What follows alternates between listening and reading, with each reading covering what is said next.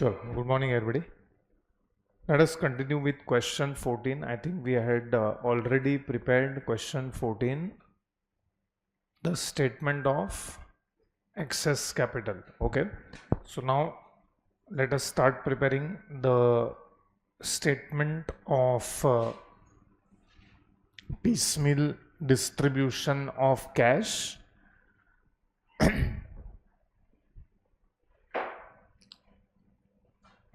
Okay. Very similar to what we had done in that question of iris और sris वाला जो question था उसके अंदर हम लोग ने काफ़ी सिमिलर टेबल बनाया था. Now here we have only one outsider liability, that is sundry creditors, and in fact we don't have any partners loan also. So we will continue preparing this. तो पहले हम लोग स्टार्ट करेंगे. In fact आपको you have to be careful because you have adjusted the partners capital. So पहले यहाँ पे we will start with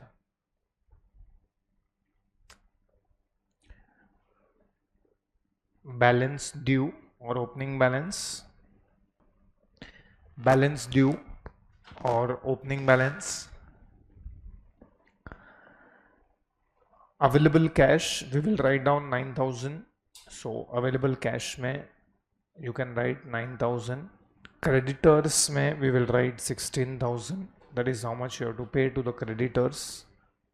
चलो PQR में I cannot write the amounts which are given in front of capital accounts because हम लोग capital को adjust कर रहे हैं.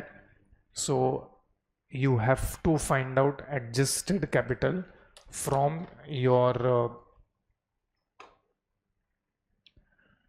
statement of excess capital. वहाँ पे तुमने P का capital adjust किया रहेगा. The adjusted capital of P is 65,000 minus 13,000. So P का capital 13,000 से minus हो जाएगा. So that is 52,000.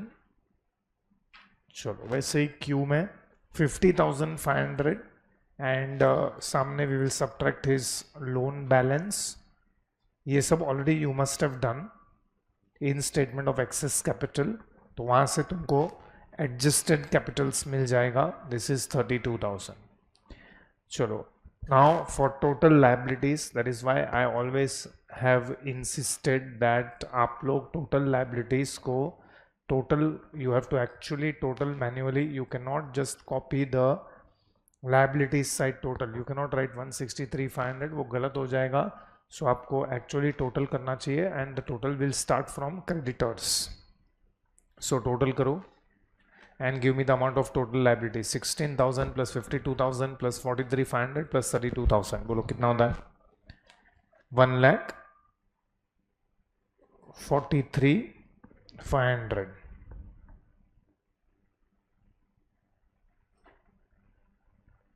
$1,43,500, correct? Okay, now normally what we do is we keep aside some amount for realization expenses. लेकिन ऐसा आप करेंगे only if question is telling you to do. ये question में कौन सा केस है? हम लोग दो केस पढ़ चुके हैं रियलाइजेशन एक्सपेंसेस के लिए. Case number 1 where we have to set aside some amount for realisation expenses because starting में मुझे नहीं पता रहेगा कि रियलाइजेशन एक्सपेंसेस कितना होने वाला है. सो आपको क्वेश्चन बोलेगा कि amount set aside for estimated realisation expenses या एस्टिमेटेड रियलाइजेशन एक्सपेंसेस इतना है तो उतना अमाउंट आप सेट असाइड करोगे. ये केस नंबर 1 है. केस नंबर 2 है ऐसा कोई अमाउंट हम साइड पे सेट असाइड नहीं करते हैं. जैसे जैसे रियलाइजेशन होते जाएगा वहाँ पे या वो स्टेज पे रियलाइजेशन एक्सपेंसेस होते जाएगा and we will pay at that stage. So this is that second case. So आपको क्वेश्चन पढ़ के आइडेंटिफाई करना होगा. आप ऐसा नहीं कर सकते हो कि आपने लिक्विडेशन एक्सपेंसेस को टोटल कर दिया और अभी माइनस कर दिया. Because I will tell you logically why. क्योंकि आज मेरा बैलेंस शीट का date is 31st December, so probably this is on 31st December that we are doing now. मुझे थोड़ी मालूम है जनवरी में, अच्छा जनवरी में भी कौन सा डेट को ये 1000 का लिक्विडेशन एक्सपेंसेस हुआ है, दैट आई डोंट नो. अच्छा एक साथ 1000 हुआ है कि नहीं वो भी मुझे नहीं पता है. सपोज पहले 200 हुआ रहेगा, बाद में 500 हुआ रहेगा, बाद में 300 हुआ रहेगा, so I don't know. So basically ऐसा सिचुएशन में जैसे जैसे जो स्टेज पे रियलाइजेशन होता है उसमें से रियलाइजेशन एक्सपेंसेस हम लोग माइनस करेंगे. So right now I have rupees how much with me 9000. तो ये 9000 हम लोग पहले, can I pay this entire 9000 to creditors? No. Why no? हम क्यों नहीं पे कर सकते हैं?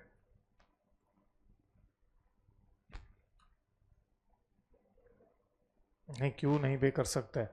अरे 6000 तो एंड ऑफ द मंथ में रिटर्न करना है ना, जनवरी के एंड में रिटर्न करना है. अभी थोड़ी रिटर्न करना है हम लोग को, कभी रिटर्न करना है?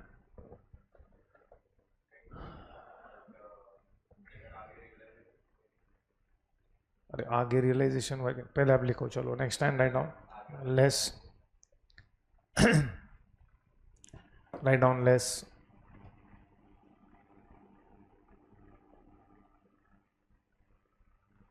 Payment to creditors. बोलो कितना पेमेंट करना है?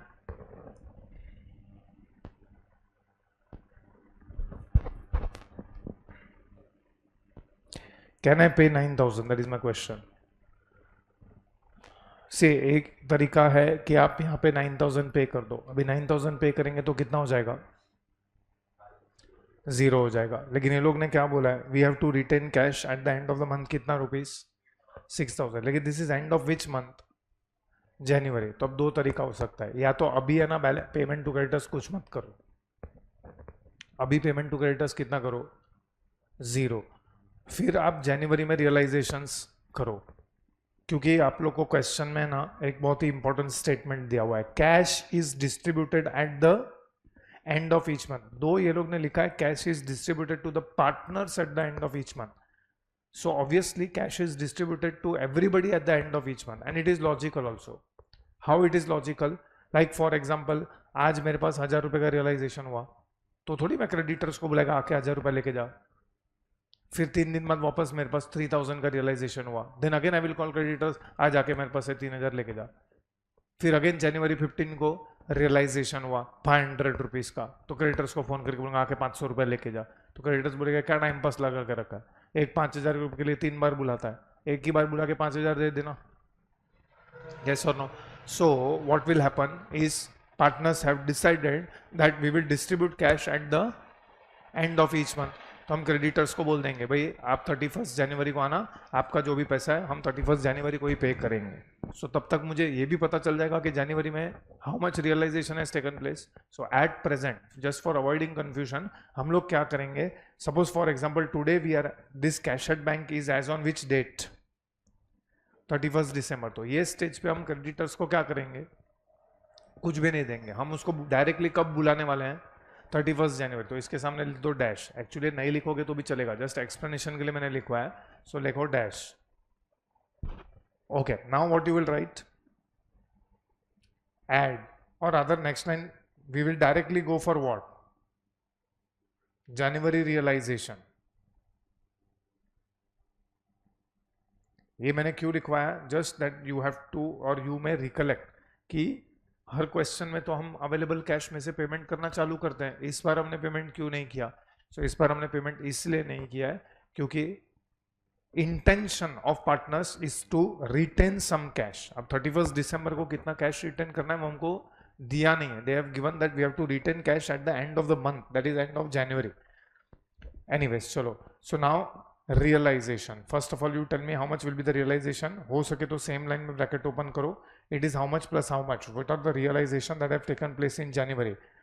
9000 is collected from debtors and 8000 is receivable from, or received rather, from sale of furniture. So it is 9000 plus 8000.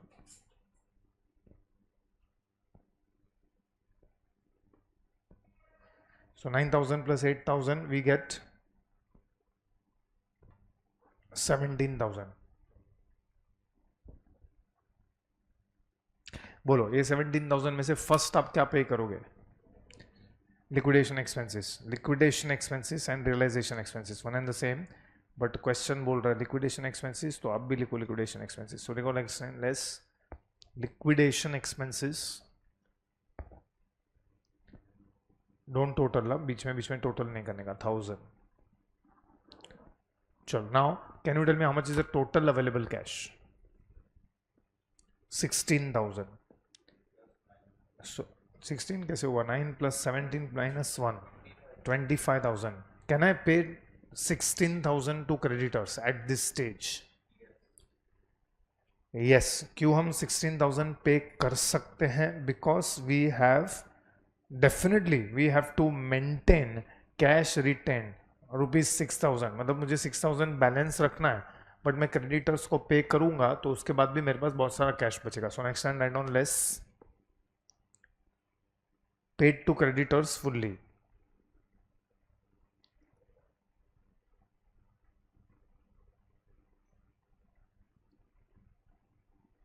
Has paid to creditors fully.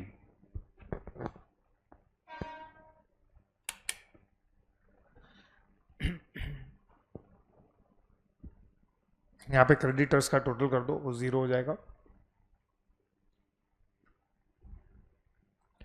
Cash का टोटल मत करो. और रूम नंबर 1 में ना प्लास्टिक का स्केल रहेगा, लेके आओ ना प्लीज. हाँ मैं इधर से लेके गया था 1 नंबर में. चलो आगे बढ़ते हैं. ये क्रेडिटर्स 0 हो गया. अब मेरे को बताओ फाइनली आपके पास कैश कितना अवेलेबल है? You can start totalling from beginning. ये 9,000 से टोटल स्टार्ट करो. सो टोटल मेरे को बताओ कैश अवेलेबल कितना है? 9,000. यस.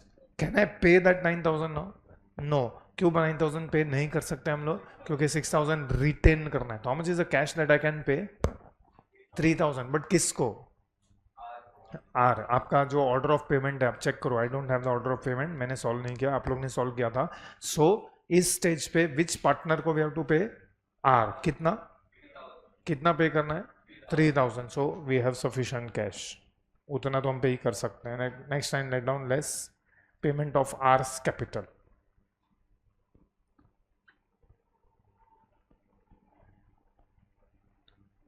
मैं यहाँ पे 16,000 को लास्ट कॉलम में से भी माइनस करना है. I have not subtracted, so you also subtract. यहाँ पे लास्ट कॉलम में से 16,000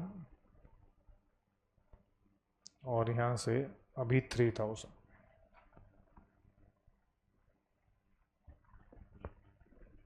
सॉरी आर को पे करना है.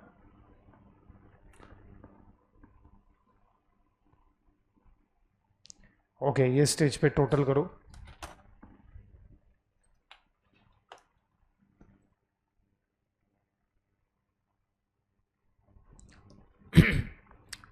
So here the balance in available cash is ₹6,000. उसके सामने लिखो minimum retained cash. Minimum retained cash. So for PQR we have 52,000, 43,500, 29,000. What is the total of last column?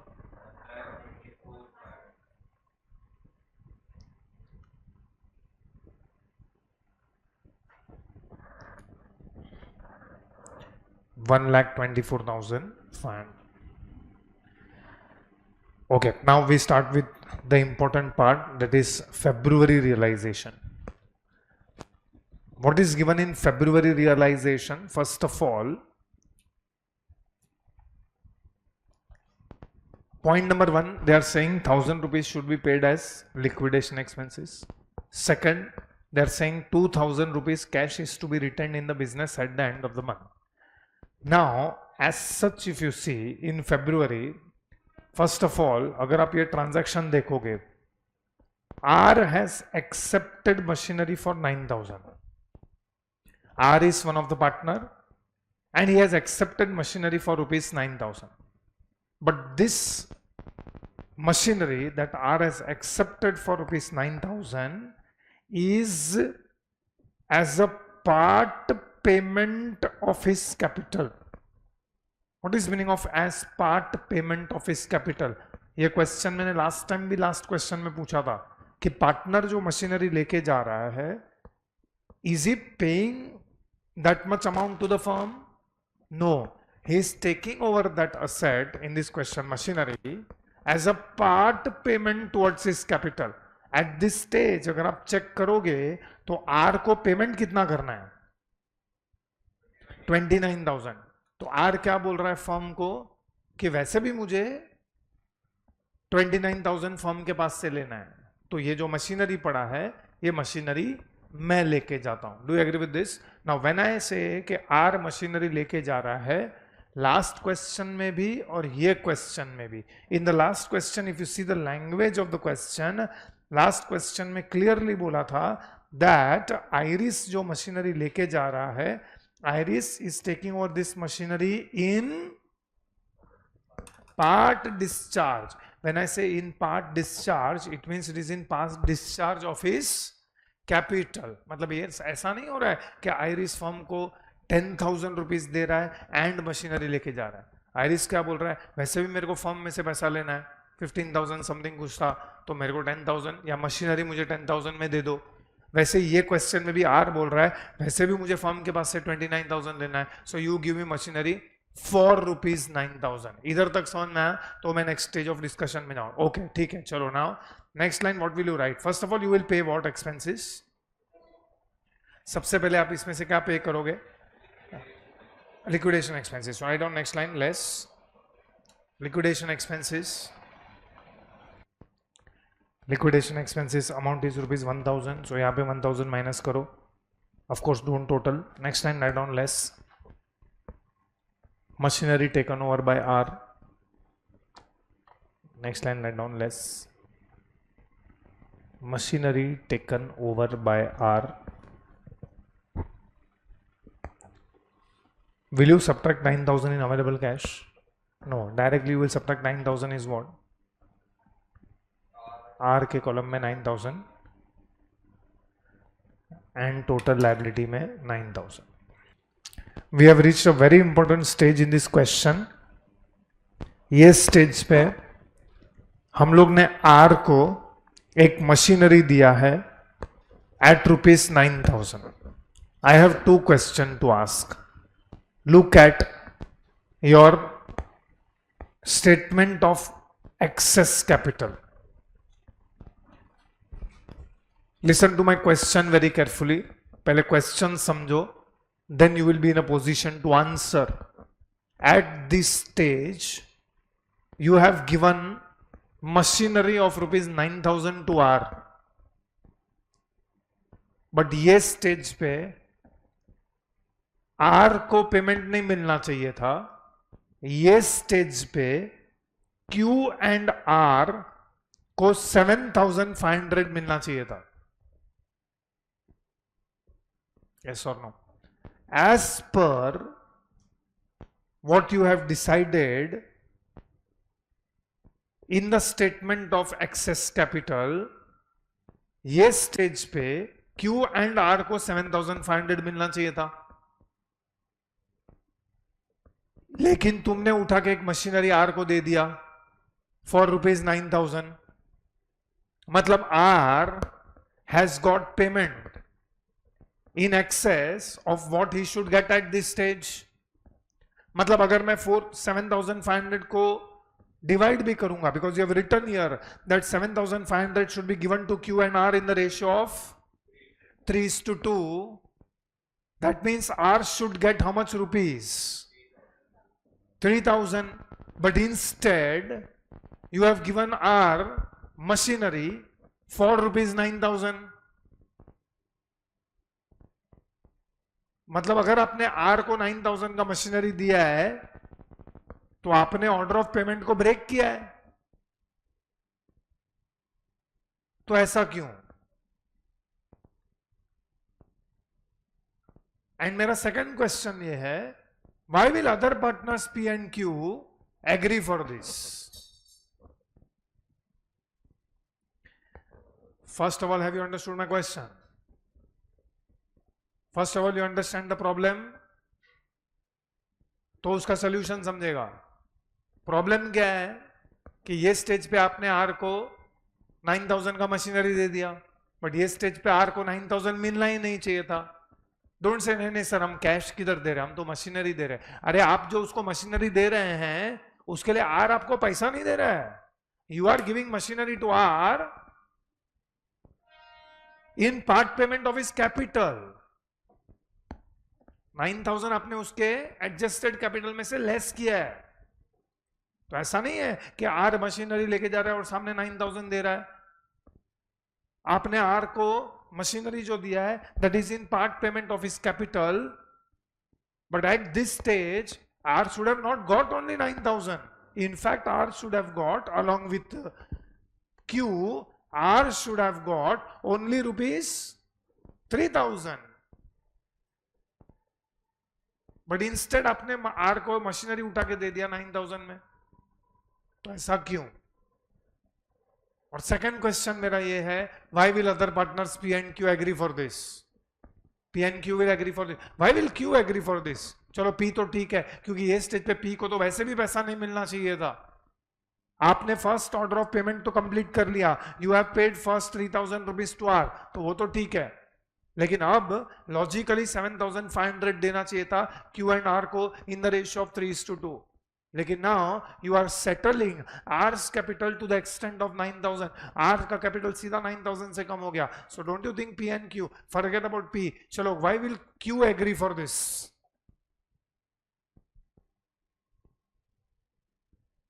And ये करने की वजह से अब होगा क्या वो हम बाद में बात करेंगे, क्योंकि आर तो मशीनरी लेके जा रहा है फॉर रुपीज 9000. आपने इनफैक्ट 9000 उसके कैपिटल में से माइनस भी कर दिया है. इनफैक्ट ये क्वेश्चन तुमको मुझे पूछना चाहिए था. एक मिनट, आप ऑर्डर ऑफ पेमेंट ब्रेक कर रहे हो. हमने तो डिसाइड किया था कि ये स्टेज पे हम लोग 7500 Q एंड R को पे करेंगे. आप ऐसे कैसे उठा के मशीनरी R को दे रहे हो फॉर रुपीज 9000 एंड 9000 जब R को दे रहे हो वो part payment of his capital में दे रहे हो, उसके लिए पैसा थोड़ी लेके आ रहा है वो. तो डोंट यू थिंक Q ऐसा हाथ ऊपर करके पूछेगा, एक मिनट ये क्या हो रहा है, ये स्टेज पे तो मुझे भी 4500 मिलना चाहिए, इनफैक्ट R को तो 3000 ही मिलना चाहिए. तो इसका कोई है जवाब? ऐसा क्यों एग्री करेगा? पार्टनर क्यों एग्री करेगा?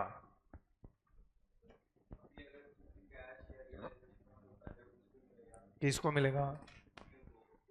अभी हो रहा है क्या रियलाइजेशन? अभी का बात करो, आगे का बात छोड़ो. एट प्रेजेंट आप कैसे ज्यादा दे सकते हो, और आपने चलो दे भी दिया तो उसके वजह से क्या होगा वो तो हम देखेंगे.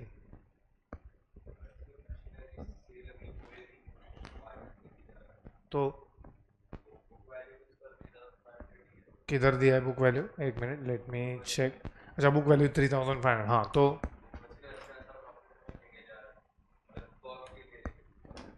तो उसमें क्या हो गया? बाहर बेचो फिर. क्यों नहीं बिक रहा है? तो आर वो मशीनरी का करेगा क्या? तू आर है, ऐसा मशीनरी तू टेक ओवर कर रहा है जो बाहर बिक नहीं रहा है. तो जब बिकेगा तब बेचो. मैं क्यों हूं? मैं तेरे को क्वेश्चन पूछूंगा, ऐसा भी क्या है तुझे 9000 में 9000 तेरा कैपिटल कम हो रहा है, ये स्टेज पे तो मुझे भी पैसा मिलना चाहिए. आई विल ऑब्जेक्ट ना. क्यों बोलेगा मैं बाहर बेचूंगा, बाहर बेच के जो पैसा आएगा वो हम डिस्ट्रीब्यूट करेंगे 3:2 में. उसमें से मुझे 4500 मिलना चाहिए, तुझे 3000 मिलना चाहिए. बाहर बिकेगा नहीं ऐसा नहीं है, बाहर वो 9000 से कम में बिकता रहेगा. बुक वैल्यू कितना है मशीनरी का? 3500. आर क्या बोलेगा? मेरे को ये मशीनरी दे दो. तो अदर पार्टनर्स क्या पूछेंगे, कितना में लेके जा रहा है बोल. तो आर बोलेगा देखो फाइनल रेट 9000 है मेरा. अब P एंड Q बाहर इंक्वायरी करेंगे, ये मशीनरी का वैल्यू अब बाहर रहेगा, कोई 7000 से ज्यादा देने को तैयार नहीं है, example. And R is ready to take over this machinery for 9000. लेकिन R का एक कंडीशन है, पैसा नहीं दूंगा मैं. व्हाट विल R से? पैसा नहीं दूंगा मैं, मेरे कैपिटल के सामने एडजस्ट करो. तो now do you think P and Q will agree? बोले हाँ P एंड Q. P क्या बोलेगा? Q वो छोड़ना लेके जाने का ले लेना दे. अच्छा सपोज अपन ने नहीं पी एंड क्यू बोलेंगे नहीं हम तेरे को तो नहीं देंगे, भंगार में बेच देंगे, तेरे को नहीं देंगे, तो उसके वजह से पी एंड क्यू का ही नुकसान है, क्योंकि उतना प्रॉफिट ऑन डिसोल्यूशन कम हो जाएगा। सो पी क्यू को समझाएगा लेके जाने का है, लेके जाने दे 9,000, क्यों बोलेगा लेकिन 9,000 उसका कैपिटल में से कमा, तो होने देना, तेरे को क्या प्रॉब्लम हो रहा है। सो दैट इज वाई मेरा एक क्वेश्चन का मैंने आंसर दे दिया कि पी एंड क्यू एग्री हो जाएंगे। Now the moment you give this machinery to R for rupees 9,000, do you agree that you have broken what you have decided? तो ये ऑर्डर ऑफ पेमेंट आपने break कर दिया, मतलब now this order of payment is no longer valid. तो अभी आपको statement of excess capital वापस बनाना पड़ेगा, क्योंकि अब कैपिटल चेंज हो चुके हैं। आपने तो डिसाइड किया था ये स्टेज पे हम 7,500 पे करेंगे क्यू एंड आर को, अब आप आपका ही डिसाइड किया हुआ चीज ब्रेक कर रहे हो, बिकॉज आपने मशीनरी उठा के आर को दे दिया फॉर रुपीज 9,000। तो अगर आपने ये स्टेटमेंट और स्टेटमेंट ऑफ एक्सेस कैपिटल में जो आपने डिसाइड किया था वो आप ब्रेक कर रहे हो, तो यही स्टेटमेंट ऑफ एक्सेस कैपिटल आपको अलग से बनाना पड़ेगा, बिकॉज नाउ आर को आपने उसको जितना मिलना चाहिए उससे ज्यादा पेमेंट कर दिया है, तो उसके वजह से अब किसी और पार्टनर का कैपिटल एक्सेस निकलेगा, because R has got more than what he should have got at this stage. Yes और नो? सो मतलब moral of the story, you will have to prepare this statement of excess capital again, because अभी ये statement of excess capital valid नहीं है। Now you cannot proceed further with this order of payment. In fact first वाला तो आपका वैसे भी हो चुका है, आप ये दोनों को फॉलो नहीं कर सकते हो, आप करके देख लो, ये दोनों को फॉलो करोगे तो आपका फाइनल आंसर रॉन्ग आएगा। अच्छा, तो नाउ मेरा question, I will go to the last question. तो फिर लास्ट क्वेश्चन में आपने ऐसा क्यों नहीं किया? लास्ट क्वेश्चन में भी तो ऐसा ही हो रहा था कि आपने आइरिस को जितना देना था उसे ज्यादा दे दिया। तो लास्ट क्वेश्चन में why you did not prepare, जैसे हम ये क्वेश्चन में बनाएंगे, we have to prepare this statement of excess capital again. तो लास्ट क्वेश्चन में आपने statement of excess capital again क्यों नहीं बना? Can you go to the last question please before we discuss anything? Last question, I don't know whether I have solution of that. Yes I have, but I don't have filled it up. मेरे को बताओ ना last में क्या लिखा है हम लोग ने? अमाउंट्स कितना देना था? 15,000 समथिंग था, 15,640। क्रिस का कितना है? अभी फास्ट बता फटाफट। 11,730 एंड 11,730। ये स्टेज पे हम लोग आइरिस को मशीनरी दे रहे थे, मशीनरी हम लोग ने जो आइरिस को दिया था वो 10,000 का था। Do you agree? हाँ, तो 10,000 का मशीनरी हम लोग ने उसको दे दिया। अब 10,000 का उस मशीनरी उसको हम लोग ने दे दिया, तो आपने फिर से क्यों नहीं बनाया? जैसे ये क्वेश्चन में हम स्टेटमेंट ऑफ एक्सेस कैपिटल वापस बनाएंगे। अच्छा, फर्स्ट ऑफ ऑल ये समझ में आ रहा है कि ये क्वेश्चन में हम लोग स्टेटमेंट ऑफ एक्सेस कैपिटल क्यों वापस बना रहे हैं? क्यों वापस बना रहे हैं? क्योंकि आर को ये स्टेज पे दो चीज है। ये स्टेज पे I need to discuss two things. Number one, ये स्टेज पे, this is very important point, क्योंकि ये क्वेश्चन स्टूडेंट हम बोलते हैं हमको कैसे पता चलने का कि sir we have to prepare statement of excess capital again. So I am answering this question because R is getting more than what he should get at this stage. ये स्टेज पे आर को पैसा कितना मिलना चाहिए? सिर्फ 3,000। उसकी जगह पे उसको मशीनरी मिल रहा है 9,000 में।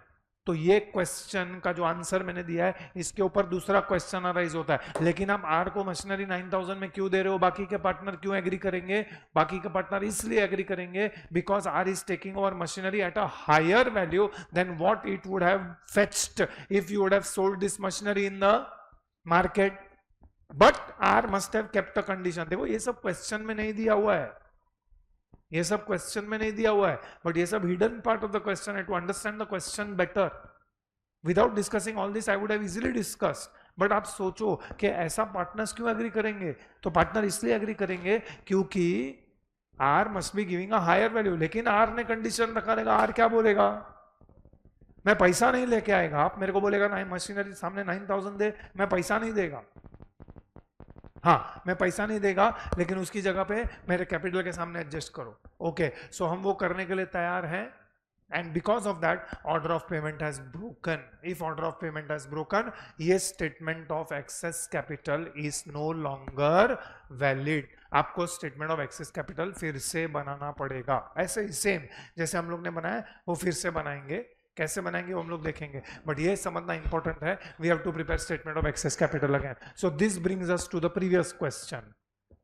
This brings us to the previous question. तो फिर प्रीवियस क्वेश्चन में हम लोग ने जब मशीनरी उठा के आइरिस को दिया तो हम लोग ने क्यों स्टेटमेंट ऑफ एक्सेस कैपिटल वही फॉलो किया जो क्वेश्चन में है? बिकॉज वो स्टेज पे we are not paying to Iris more than what was required to be paid. We are not making payment to Iris more than what was required to be paid. If you remember, Iris को payment आ रहा था 16,400. yes or no? Iris को कितना payment करने को आ रहा था? 16,400. वो 16,400 में से हमने उसको 10,000 का मशीनरी दिया एंड बाकी का 6,400 हम लोग ने उसको कैश में दिया। ऐसा नहीं है कि पेमेंट करना था 16,400 लेकिन उसको पे किया 20,000 in form of machinery. Yes or no? And second reason, that was last realization.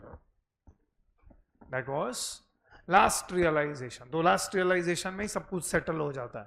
That is why हम लोग ने प्रीवियस क्वेश्चन में स्टेटमेंट ऑफ एक्सेस कैपिटल को रिवाइज नहीं किया। रिवाइज मतलब नया नहीं बनाया। हम लोग ने नया एक्सेस कैपिटल का स्टेटमेंट नहीं बनाया, बट ये क्वेश्चन में you have to prepare new और you can say revised statement of excess capital. अब मैं समझाऊंगा आपको क्या होगा when you actually prepare. So go to working note, पीछे शायद इसके नीचे फिट मे भी नहीं होगा, so you can go to the next page.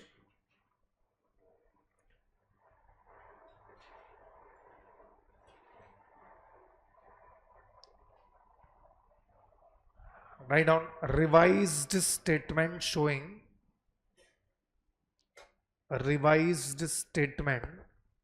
showing calculation of excess capital. Same format, यही वाला फॉर्मेट बनाओ।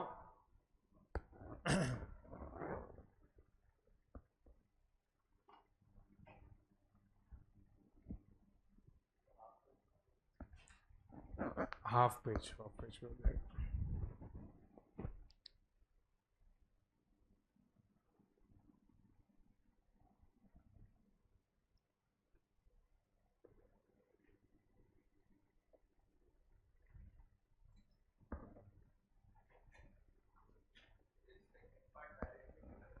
कैसे करेगा डायरेक्टली भाई?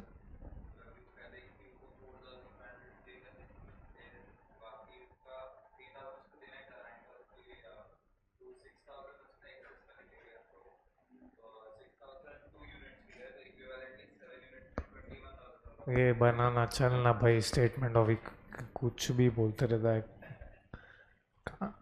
आता कहाँ से ये सब दिमाग में?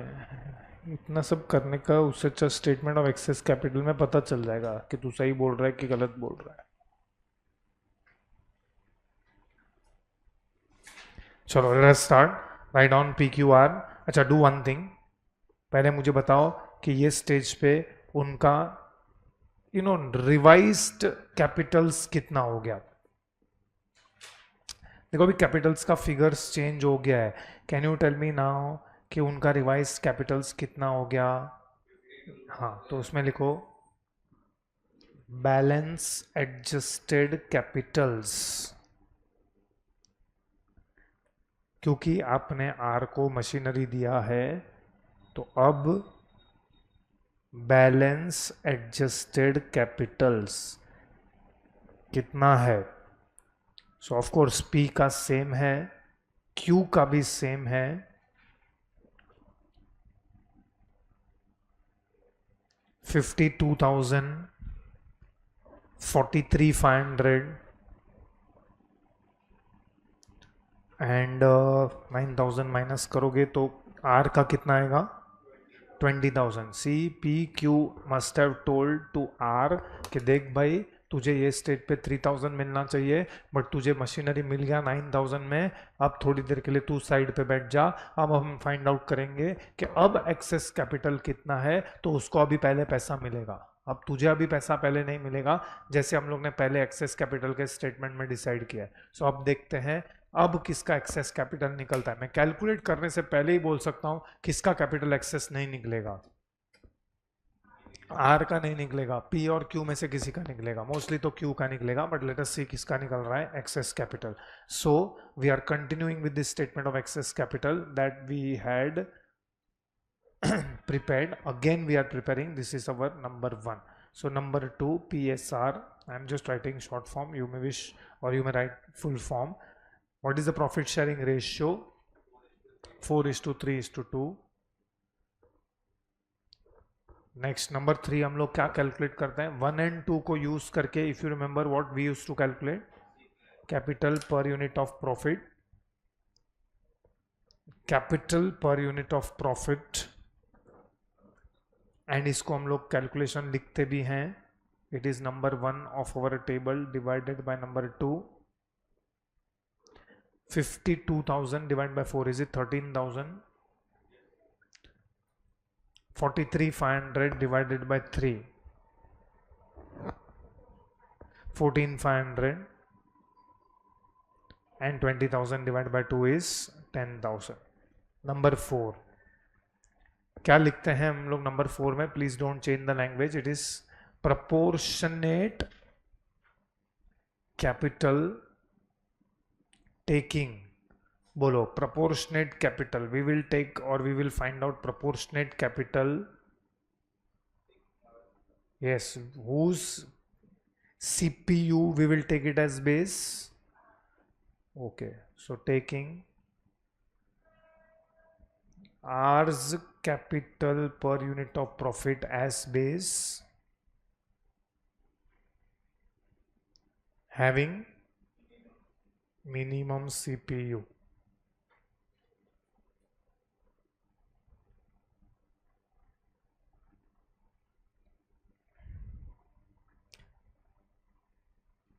So for 1 unit of profit, R का capital is 10,000.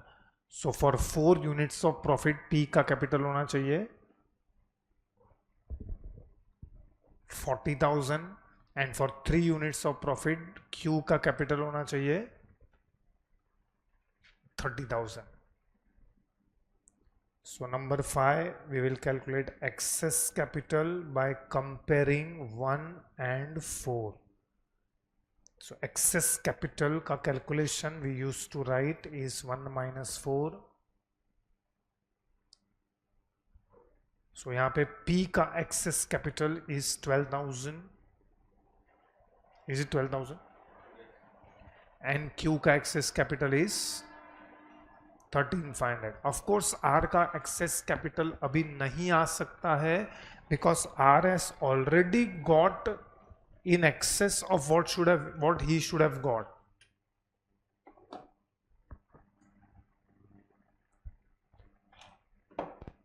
ये point was सबसे important point of this question and we have compared this with the previous question. That is why ये questions हम लोग ने back to back solve किया है, IRIS वाला question and PQR वाला question. It would have been good if both the question would have come in the same lecture, but unfortunately वो नहीं possible हुआ.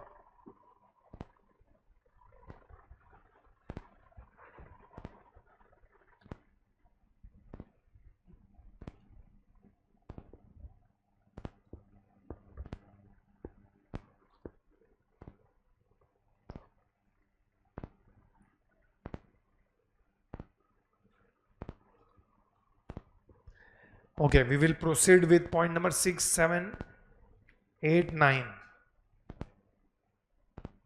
चलो point number 6 again PSR, because now we have to find out कि capital किसका excess है between P and Q.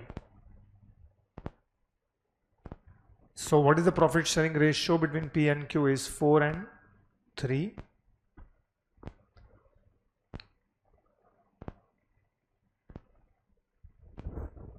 Now we will divide number 5 divided by number 6. So divide करो, 12,000 divided by 4 is 3,000. Is this 4,500? Yes. So number 8 में we will take or calculate proportionate capital taking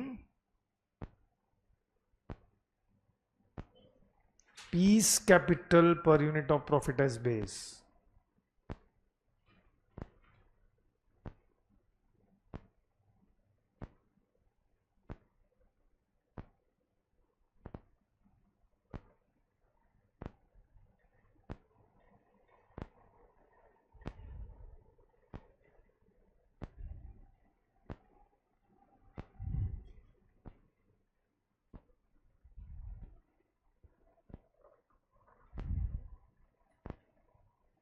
Having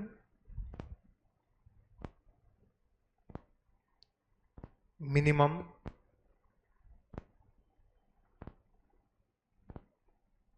CPU.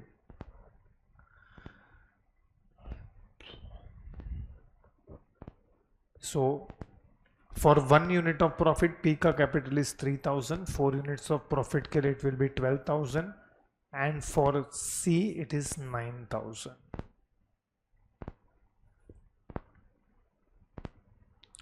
Excess capital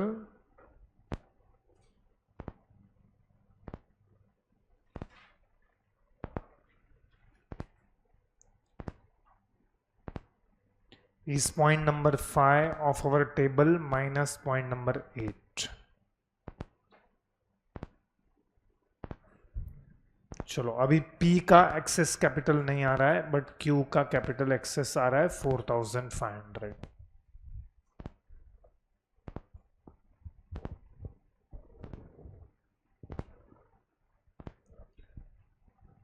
क्या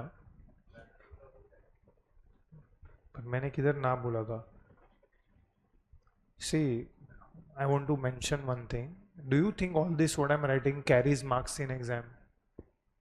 So how will examiner come to know that you have exceptional brains? You have to show something in writing, ना? तू directly करके solve करके आएगा, मैं working note नहीं बनाएगा, मैं ऐसे ही लिख के आएगा, तो you are free to do this. Then I will not be surprise you will get 40 out of 100 क्योंकि तूने वर्किंग नोट्स नहीं बनाया, उसको तो ऐसे लगेगा तूने छापा है. They are not taking why exam ना, ओरली बता कैसे करेगा तू, हाँ मेरे हिसाब से ऐसे करना चाहिए. तो you have to show your working, that's what I am doing. चलो next, payment towards, that is point number 10. ये सब 12-12 मार्क के क्वेश्चंस है भाई, 12 मार्क 15 मार्क. तो do you think 12 mark is only for preparing this one table? मैं working note नहीं बनाएगा, मैं खाली एक टेबल बना के आ जाएगा एग्जाम में, ये बस 8-10 लाइन का टेबल बना के देगा? नहीं. तो एग्जामिनर को कैसे पता चलेगा? उसको तो लगेगा तेरा आगे वाला साइड में बैठ गया और तूने ऐसा पूरा छाप लिया टेबल उसके पास से. प्लीज. और दिखा रहता है बाय द वे इंस्टीट्यूट के एग्जाम में, पहला पेज पे ऊपर का 6 लाइन पढ़ना, workings should form part of your answer. जो मैं टेस्ट लेता हूँ ना, टेस्ट में भी स्टार्टिंग में 4-5 लाइन में लिखता हूँ, वो कभी पढ़ा है? क्वेश्चन 1 के ऊपर पढ़ना कभी शांति से, वो सब मैंने एग्जैक्टली इंस्टीट्यूट से कॉपी पेस्ट करके एवरी टेस्ट में मैं लिखता हूँ which question you have to attempt, ये वो सब लिखा रहता है. If I have time I will show you next time, but right now इसको कंटिन्यू करो. तो प्लीज, पेमेंट टुवर्ड्स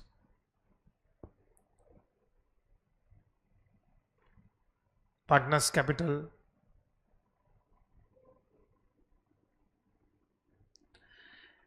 चलो अभी सबसे पहले किसको पेमेंट करने का?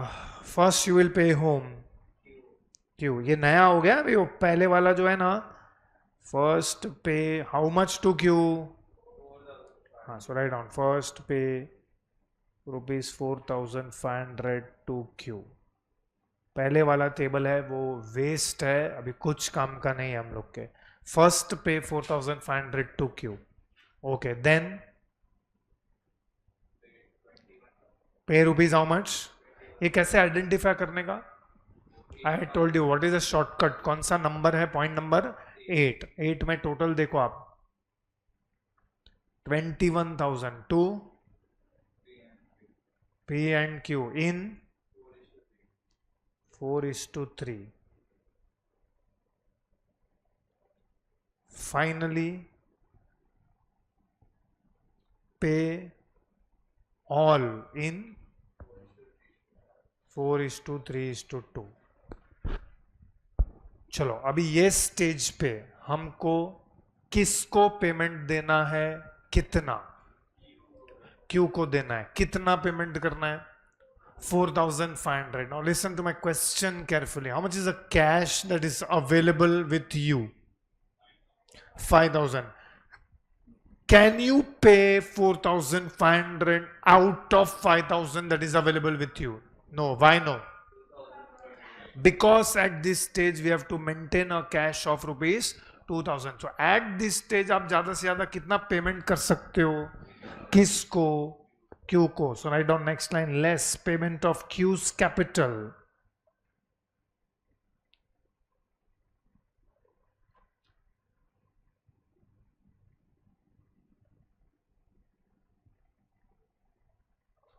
Less payment of Q's capital.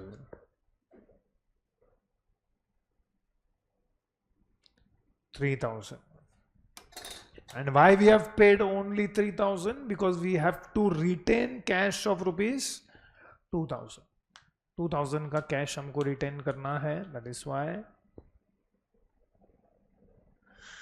चलो P का capital will continue to be 52,000. Q का कैपिटल आ जाएगा 40,500 एंड R का capital is 20,000 and if I am correct it is 1,12,500. So at this stage we did not have any realization. जितना cash available था उसमें से ही हम लोग ने पेमेंट किया हुआ है.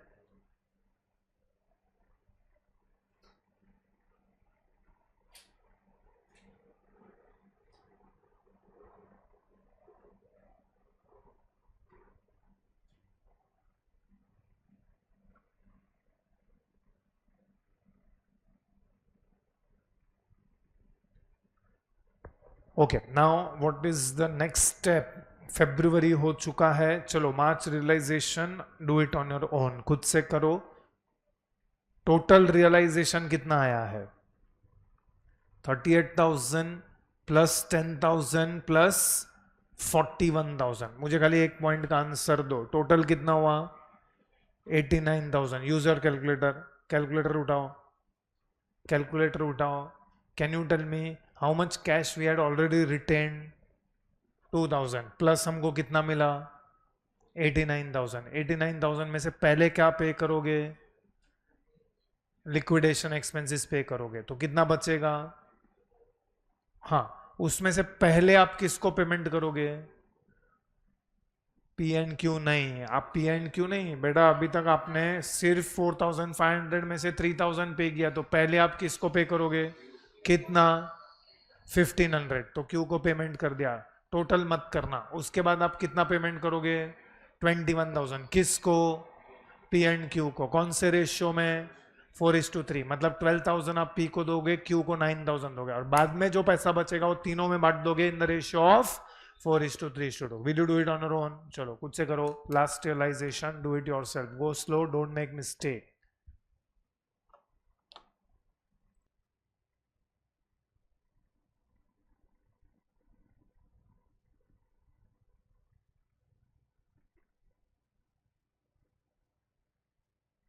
चलो चेक योर लास्ट रियलाइजेशन. थोड़ा प्रेजेंटेशन आपने अलग से किया होगा.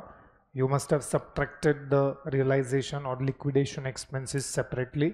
Doesn't matter. I want you to check this part, that is payment of partners capital. Is this correct? पहले आप लोग ने किसको पे किया? क्यू को. कितना पे किया? 1,500. बिकॉज आपने ऑलरेडी 3,000 क्यू को यहाँ पे किया था. So this 3,000 plus this 1,500 is this 4,500 that we had to pay to Q. So Q got 4,500.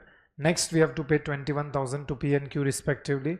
So we have paid P and Q 21,000, that is 12,000 and 9,000, that is total 21,000. And then available cash was I think 66,800 because now हमको कोई cash retain नहीं करना है. तो 66,800 is distributed between the partners and I think वो decimals में आता है. So it is 29,689, 22, 267, 14,844, that is total 66,800. So you got loss on realization. Of course available cash zero हो गया है. 10,311, 7733 and 5156. Okay, so that is end of this question. Let us go to the next one, जिसका format text book में already दिया हुआ है. That is question number 13. Chalo, let us take question number 13. Again, there is something unique in this question. We will see what is that. First, let us read the question. Daksh Associates is a reputed firm. However, on account of certain misunderstanding between the partners, it was decided to dissolve the firm as on 31st December. Their balance sheet on 31st December was as follows. Capital and liabilities. Capitals of Daksh, Yash, and we have a partner, that is Raj, who is a minor partner. Can minor be admitted into the partnership firm? Yes, minor can be admitted into the partnership firm with the consent of other partners, but only in the profits of the firm. मतलब minor को आप loss bear नहीं करवा सकते हो, उसको sharing profit ही सिर्फ मिलेगा. Trade loans, bank overdraft, other loans and creditors. These four are which liabilities? Outsider liability. And उसी minor partner ने firm को loan भी दिया हुआ है, that is Raj loan. ठीक है. Properties and assets. I am not interested much in reading the assets because as such assets ये particular section of the chapter में important नहीं है. However, important is cash at bank. It was decided that Mr. Daksh will be in charge of realization. He shall set apart 10,000 towards expenses. He shall set apart 10,000 towards expenses. So clearly लिखा हुआ है कि 10,000 side में रखेंगे towards realization expenses. Now this is the new part in this question. आगे का statement. He shall be paid remuneration of 1% of the value of assets and 5% of the amounts distributed to the partners towards capital. So यहाँ पे जो partner को आपने in charge किया है of realisation, वो पार्टनर बोल रहा है कि मैं ये सब फ्री में नहीं करूंगा. For that I will take some remuneration. Now there are two remunerations that Mr. Daksh is entitled to. First is 1% of the value of assets realized other than cash at bank. Of course, because cash at bank एक ऐसा asset है जिसको realize करने के लिए मेहनत नहीं करना पड़ता है. Yes or no? And second type of realization is 5% of the amount distributed to partners towards their contribution other than loan. So what is meaning of partners contribution other than loan? Capital. तो ये दोनों remuneration को हमें consider करना पड़ेगा. आगे पढ़ते हैं. Assets realized were as follows and the final dissolution was made on 15th March. 1st January को काफी अतरंगी figures हैं. 3,53,535, 6,46,465 एंड 15th मार्च को जो रियलाइजेशन किया है 8,08,081. मतलब तुमने रियलाइजेशन किया, हमने 1 रुपया भी नहीं छोड़ा है, वो 1 रुपया भी हमको मिला. Prepare statement showing how money will be received from on various dates will be distributed. Actual expenses of realization amounted to 20,005 rupees. 20,000 ₹5 and firm is solvent. Profit sharing ratio between Daksh, Yash and Raj is 2:2:1 and loss sharing ratio is 1:1:0. मतलब इस बार loss sharing ratio अलग से दिया है. क्यों loss sharing ratio अलग से दिया हुआ है? Of course, because minor partner will not bear the loss. That is why उसका अलग है nil. Yes. चलो, now I want to first go for our statement of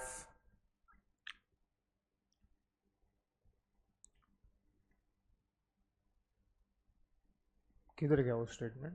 question में नहीं प्रिंट हुआ है. अच्छा, ये पेज पे प्रिंट हुआ है. चलो, now we will first prepare this statement showing excess capital. We will start with capitals as given which is equal to the adjusted capitals because ये question में हमको capitals adjust नहीं करना है but if हमको revise करना है. चलो, because अभी तक कोई question में नहीं आया. when I say adjusted capitals it is what plus what minus what. so already हम लोग ने capital, देखो capital यहाँ पे मैं एक point बोलना भूल गया हूँ यार, मैंने बोला था but I am not written it. Plus और minus which accounts? Current accounts भी हमको करना पड़ेगा. प्लस क्यों? क्योंकि अगर वो लायबिलिटी साइड पे होगा. माइनस क्यों? अगर वो असेट साइड पे होगा. सो माइनस करंट अकाउंट का balance. I think one question में हम लोग ने कहता हूँ आइरिस क्रिस वाले क्वेश्चन में. प्लस रिजर्व्स अभी तक कोई क्वेश्चन में नहीं आया. इनफैक्ट हम लोग ने जो क्वेश्चन दिया उसमें एक ही क्वेश्चन ऐसा है जिसके अंदर रिजर्व्स है. Minus accumulated losses and minus loan given to partners. I think this minus loan given to partners was there in one of the question. That is last question only that we saw. तो उसके अंदर minus loan given to partners था. ठीक है, चलो पहले thank you. Okay, so minus loan given to partners. But इस question में लोन गिवन टू पार्टनर्स भी नहीं है. इनफैक्ट ये क्वेश्चन में माइनर पार्टनर ने फर्म को लोन दिया है. सो माइनर पार्टनर के बाद बहुत पैसा लग रहा है. माइनर पार्टनर ने 2 लाख का लोन भी दिया है, 1 लाख का कैपिटल भी है. तो minor partner. Now we have to prepare this table. What is this table? Statement of excess capital. तो ये वाला स्टेटमेंट ऑफ एक्सेस कैपिटल हम लोग बनाएंगे. उसमें we will start this table with capitals as given directly 3 lakh 2 lakh. Okay, so we are starting with the table of excess capital. यहां पे दक्ष में कितना आएगा? 3 लाख. यश में कितना आएगा? प्लीज हम लोग साथ में करेंगे. और राज में कितना आएगा? नो, 0. एक्सेस कैपिटल के टेबल में माइनर पार्टनर में डैश आएगा. क्यों माइनर पार्टनर में डैश आएगा? क्योंकि हम माइनर पार्टनर के लिए नहीं कैलकुलेट करेंगे excess capital. Because minor partner को सबसे पहले उसका पूरा 1 lakh as it is pay करना पड़ेगा.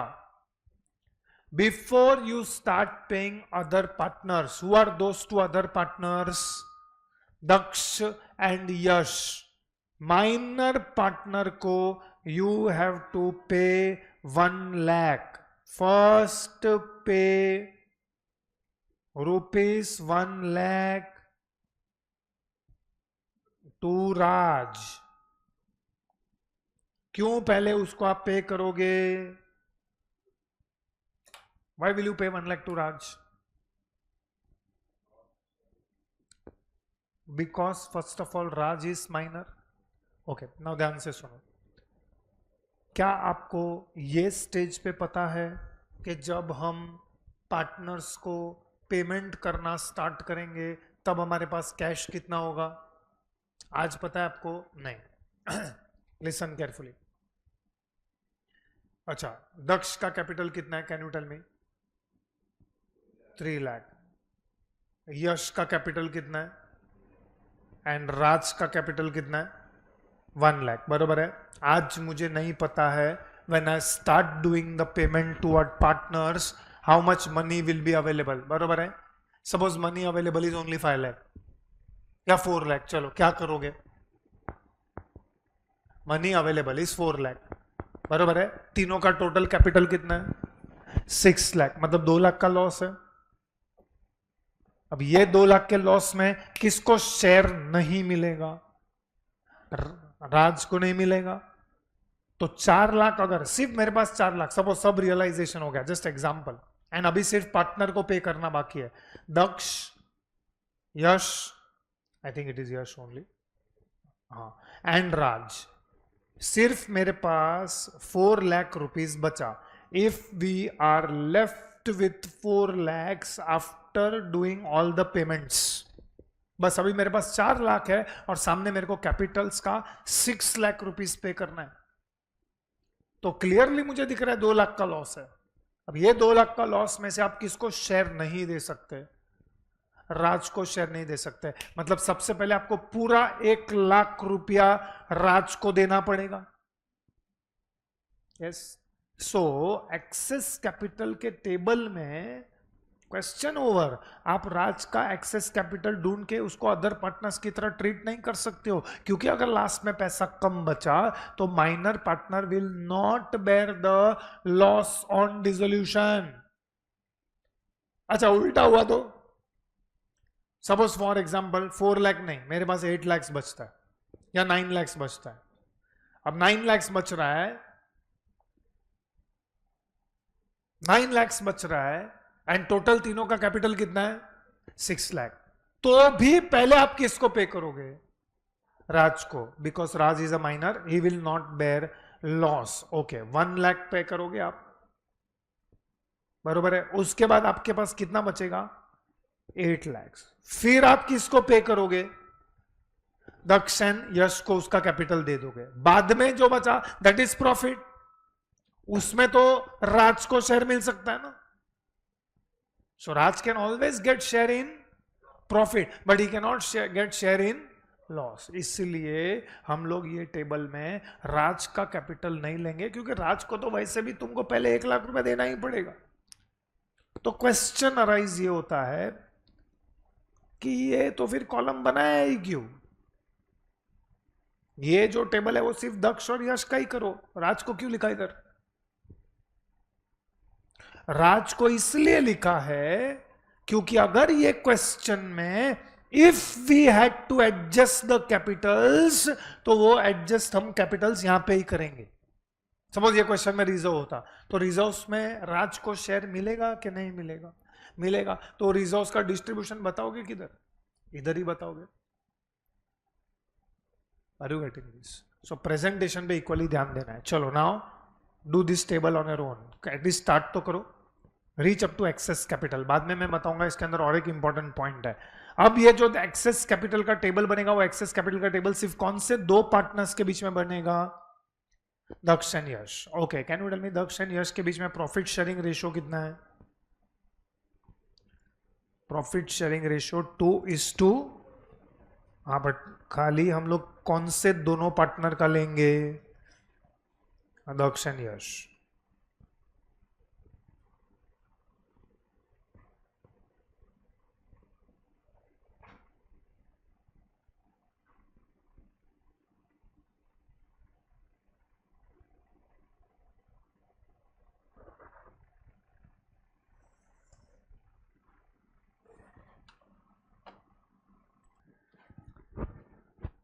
Okay, so first this is our statement of excess capital. Statement of excess capital में we had already decided first हम लोग राज को पूरा 1 लाख पे कर देंगे।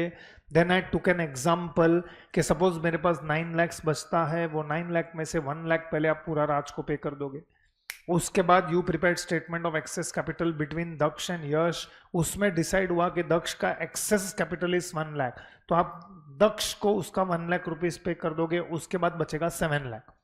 अब ये 7 लाख में से पहले आप दक्ष एंड यश को 4 लाख पे करोगे, क्योंकि उनका कैपिटल भी तो उनको वापस देना पड़ेगा। This question can be better understood if we have sufficient money. आपके पास सफिशिएंट पैसा है तो आप कैसे डिस्ट्रीब्यूट करोगे? तो सबसे पहले लाइन में राज खड़ा है, उसको 1 लाख दे दो, क्योंकि वो माइनर है, he will not bear loss in realization, so we paid 1 lakh to him. Then हमने बनाया एक्सेस कैपिटल। एक्सेस कैपिटल से मुझे पता चला कि दक्ष को 1 लाख पहले देना है, तो सेकंड मैंने दक्ष को 1 लाख दिया। उसके बाद जो मेरे पास पैसा बचता है उसमें से मैं 4 lakhs डिस्ट्रीब्यूट करूंगा between Daksh and Yash, that is 2 lakh 2 lakh. Now the balance is 3 lakh. अभी भी 3 लाख का बैलेंस बचता है, तो सबका तो कैपिटल 0 हो गया, लेकिन अभी भी मेरे पास 3 लाख बचता है। तो will you distribute this 3 lakh also? Yes, this 3 lakh will be distributed to whom? All partners in. हाँ, तो अगर पैसा बचा फाइनली,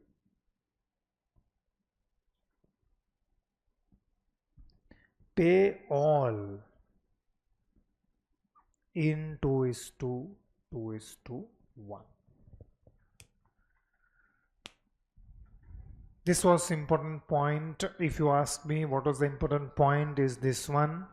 अच्छा, कोई पूछेगा सर ये तो 9 लाख सफिशिएंट है, सपोज ये 9 लाख की जगह पे सिर्फ 4 लाख ही बचेगा, तो वेरी सिंपल है। अगर 4 लाख ही बचेगा तो नो चेंज। यश को तो, सॉरी, राज को तो उसका 1 लाख पूरा मिलेगा। राज को 1 लाख मिलने के बाद how much money is left? 3 lakhs। ये 3 lakhs में से आप यश दक्ष को 1 लाख तो दोगे बिकॉज उसका एक्सेस कैपिटल है। वो 1 लाख पे करने के बाद you are left with cash of rupees 2 lakh. तो वो 2 lakh you don't have any choice, उतना ही डिस्ट्रीब्यूट कर सकते हो जितना तुम्हारे पास है। तो जितना तुम्हारे पास है 2 lakhs, उसमें से 2 लाख में से 1 लाख दक्ष को मिलेगा, 1 लाख यश को मिलेगा। सो दोनों are in loss of 1 lakh rupees. तो दक्ष का लॉस 1 लाख, यश का loss 1 lakh, and you can see loss sharing ratio is 1:1:0। yes or no? So this is how we decide the order of payment. अब ये टेबल जब हम बनाने का चालू करेंगे, कौन सा table? Statement of excess capital. So statement of excess capital के टेबल में भी कुछ तो नया है। So we will start the table in the usual manner, but before I start with this table, can you tell me how much is cash that is available with us? 20,000। ठीक है, चलो write down.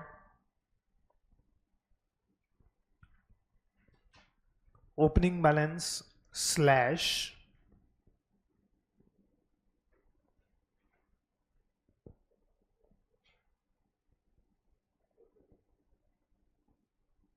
Balance due.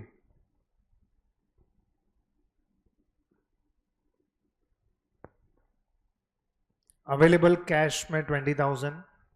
okay, now did you observe this format? I think you should have observed this format. We should have discussed that format में हम लोग ने क्या क्या columns बनाए, बोलो। which are the columns which are constant columns? We have discussed this.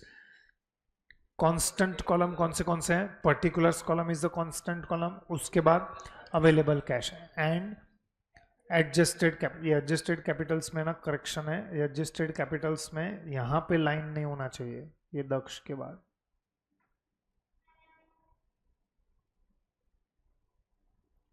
सो ये Daksh, Yash and Raj adjusted capitals, and last में टोटल कैपिटल।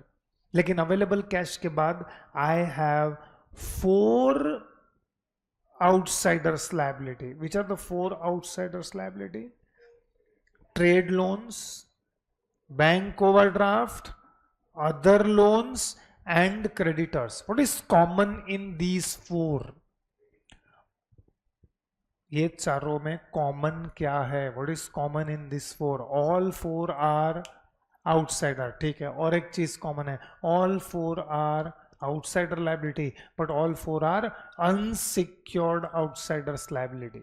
इसमें से कोई भी ऐसा लायबिलिटी नहीं है जो सिक्योर्ड है। अगर सिक्योर्ड रहेगा तो हमको क्वेश्चन बताएगा, but nothing as such is mentioned in the question about their security.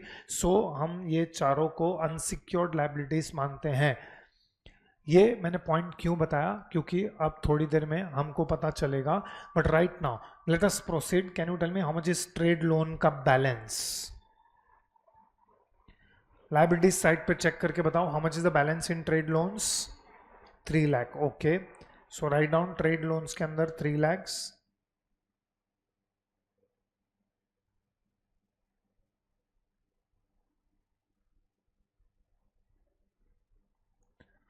चलो next, how much is bank overdraft?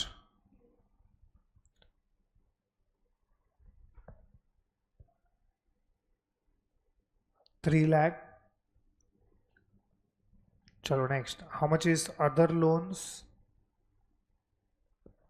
Is it 2 lakhs? और creditors कितना है? 2 lakh. Raj का loan. Raj was a minor partner. उसका loan का balance is also 2 lakhs if I'm not wrong. Then adjusted capitals. चलो next. Daksh का adjusted capital कितना है? 3 lakhs.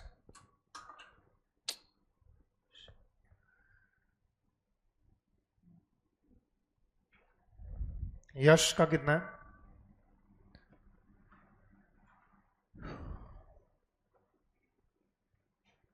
2 lakh and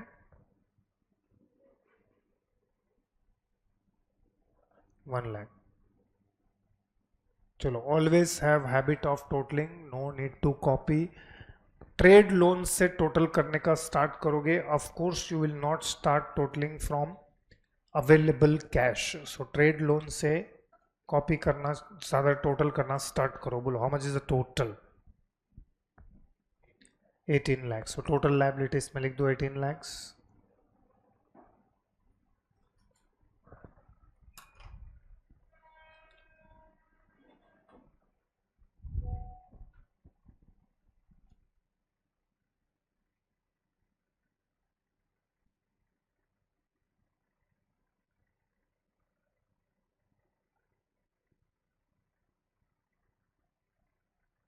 चलो let us start. Can you tell me very first what you will do? Can we start distributing this 20,000? No. तो इसमें से सबसे पहले हम क्या करेंगे? 10,000 set aside करेंगे. It is clearly given in the question that Daksh, who was in charge of the realization, has decided that we will set apart 10,000 towards expenses. So next line write down less amount set aside for estimated realization expenses. Amount set aside for estimated realization expenses.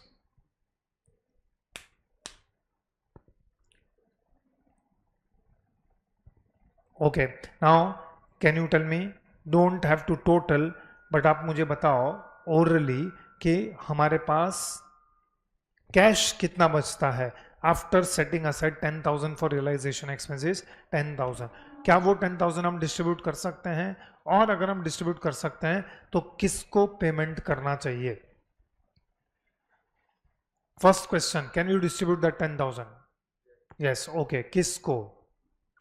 ये 10,000 आप किसको दोगे? Trade loans को दोगे, bank overdraft को दोगे, other loans को दोगे कि क्रेडिटर्स को दोगे?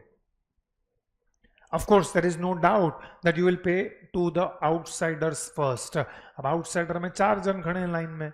You have trade loans also, bank overdraft also, other loan also and creditors also. तो ये 10,000 जो आपके पास बचा है after keeping aside 10,000 for realization expenses, ये 10,000 को आप कैसे डिस्ट्रीब्यूट करोगे? उनके रेशियो में. Of course, because all 4 are unsecured outsiders liability, so they are treated at par. सब मेरे लिए सेम है. So next time write down less. Payment of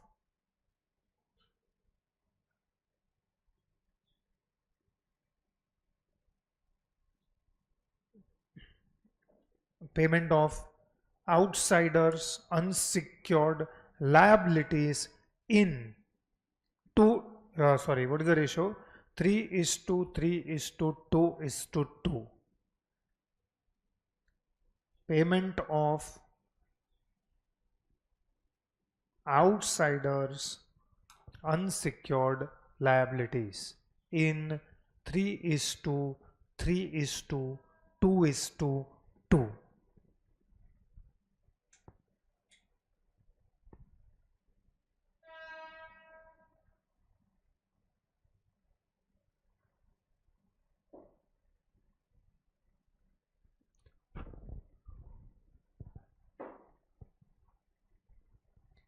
चलो 10,000 को हम डिस्ट्रीब्यूट करेंगे in 3:2 so we get 3,000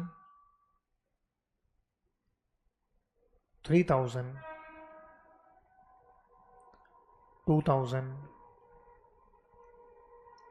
2,000 and last column में we will subtract 10,000। जो जो कॉलम में आपने माइनस किया है वो सब कॉलम्स का आप टोटल करोगे। We will total all these columns including available cash का कॉलम,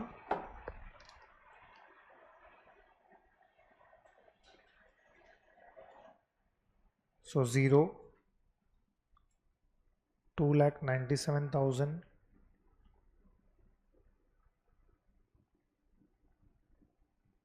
2,97,000, 1,98,000, 1,98,000 एंड यहाँ पे आएगा 17,90,000। चलो पैसा खत्म हो गया हमारे पास। Now what we will do is we will go for first realisation. If you check in the question, first realisation का amount is, be careful, just directly मत लिखो, लिसन केयरफुली। फर्स्ट रियलाइजेशन का amount is 3,53,535। Can you tell me ये 3,53,535 जो first realisation हुआ है, ये realisation कर कौन रहा है? There is one partner who is in charge of doing all this realisation. Who is that partner? Daksh. और ये सब रियलाइजेशन करने के लिए we are giving him remuneration. Can you check in the question and tell me there are how many types of remuneration? 2 types of remuneration. First type of remuneration क्या है? How much percent? 1% of the value of assets realized. So जो भी realization होगा assets का, उसमें से उसको हम 1% दे देते हैं. And second type of realization is 5% on the amount distributed to the partners. So पहले आप मेरे को बताओ, ये जो realization हुआ है, कौन सा रियलाइजेशन हुआ है? फर्स्ट रियलाइजेशन हुआ है ये 3,53,535। ये रियलाइजेशन में उसको विच टाइप ऑफ रेम्यूनरेशन पहले देना पड़ेगा? First type of 1%। तो आई होप यू अंडरस्टैंड कि हर रियलाइजेशन में से हम कितना माइनस करेंगे? 1% जो उसका रेम्यूनरेशन है। Yes or no? So can you tell me net figure जो हमारे हाथ में आएगा, net figure, do it on calculator, 3,53,535 minus 1%. Tell me कितना आया? 3,50,000. Okay, first you write down. Date क्या है realization का? 1st January. So write down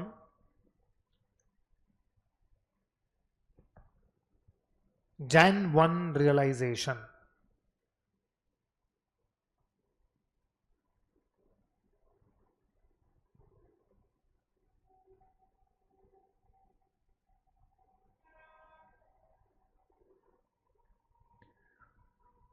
bracket में 3,53,535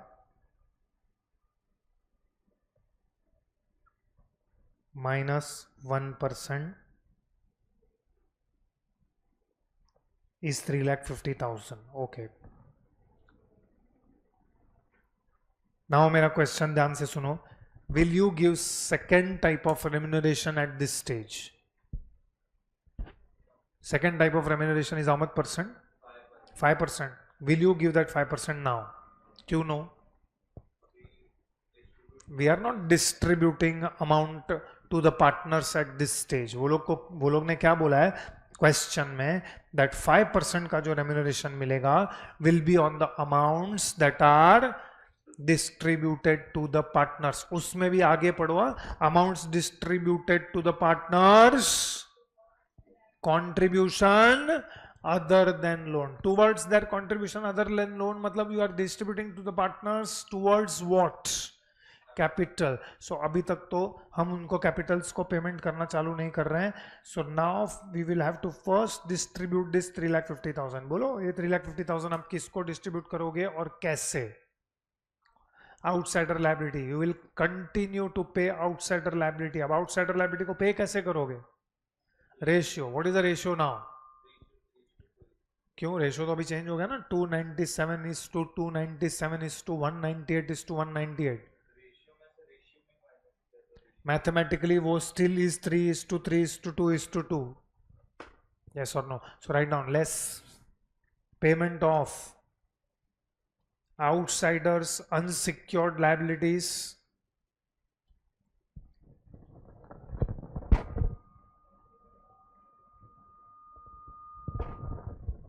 payment of outsiders unsecured liabilities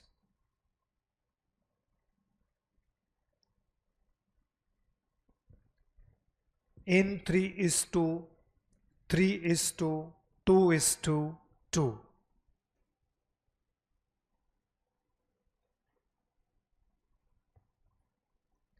3,50,000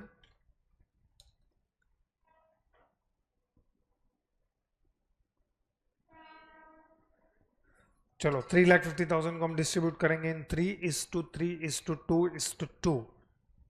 10 से डिवाइड करेगा 35,000 इंटू 3. Is it 1,05,000? 1,05,000 70,000. ये check करो फिगर्स करेक्ट है कि नहीं. 70,000 70,000.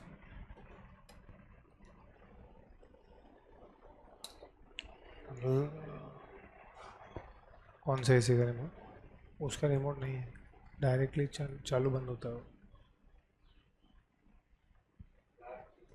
बंद करना है. इससे ऊपर क्या करेगा? और बंद कर दे थोड़ी देर.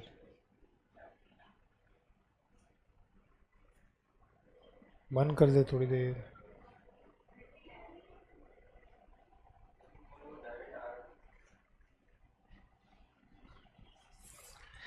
चलो माइनस करो. How much will be left with?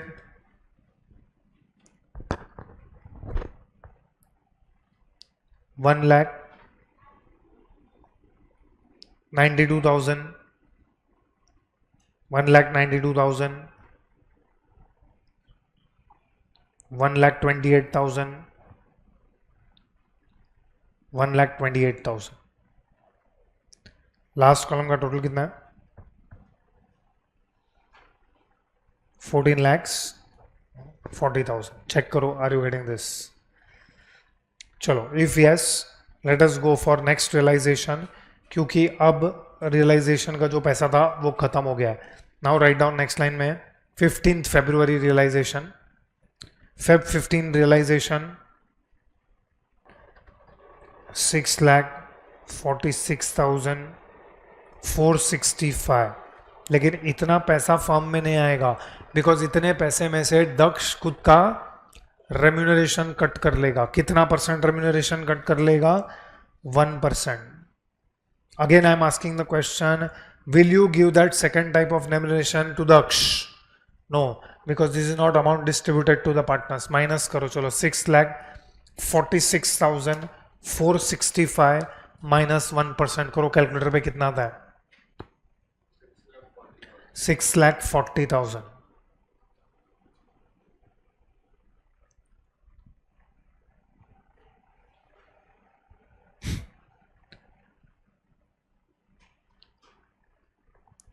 Just do one thing.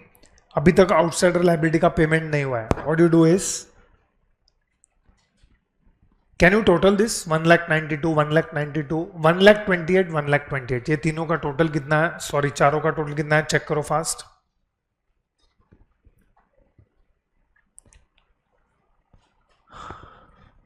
कितना आता है? Exact 6,40,000 and we have exact 6,40,000. Can we pay that entire 6,40,000 to them?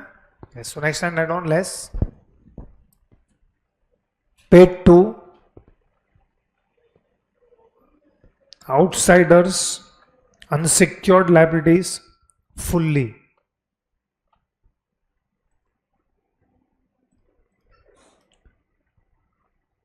Paid to outsiders,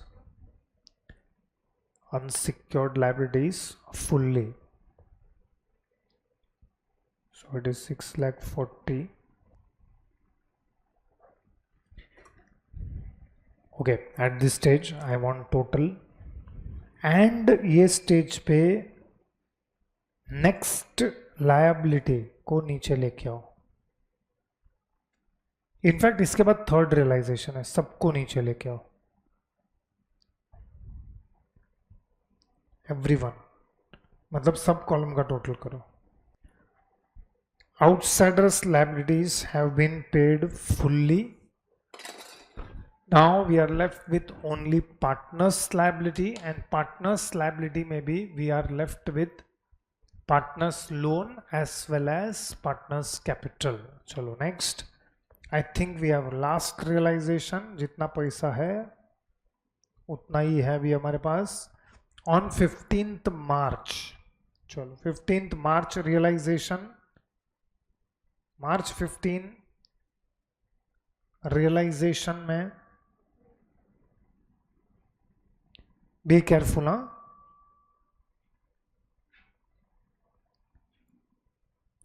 सबसे पहले मार्च 15 रियलाइजेशन में what is amount of March 15 realization? 8,81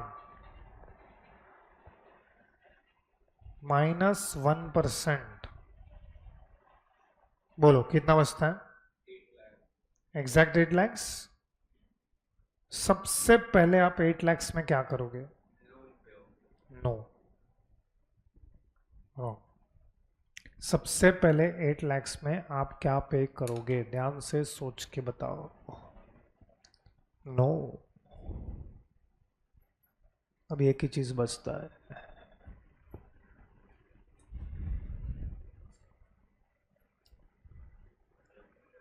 no, इसने बंद कर दिया, गर्म हो गया.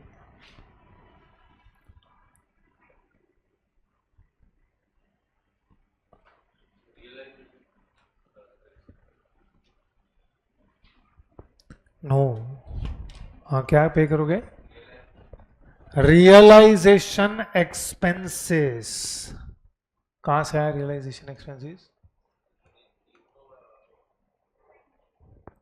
Realisation expenses. How did you get realization expenses? First of all, realization expenses के लिए हम लोग ने कितना सेट असाइड किया था? 10,000. लेकिन आप चेक करो, actual realization expenses came to how much rupees? It is given in the question. Actual realization expenses amounted to rupees 20,005. मतलब हमने जितना एस्टिमेट किया था रियलाइजेशन एक्सपेंसेस उससे ज्यादा हुआ है कि कम हुआ है? ज्यादा. हमने कितना एस्टिमेट किया था? 10,000. बट एक्चुअली कितना हुआ? 20,005. मतलब कितना एक्स्ट्रा हुआ है? 10,005. तो वो एक्स्ट्रा हम लोग को लास्ट रियलाइजेशन में पे करना पड़ेगा. Next line write on. Less access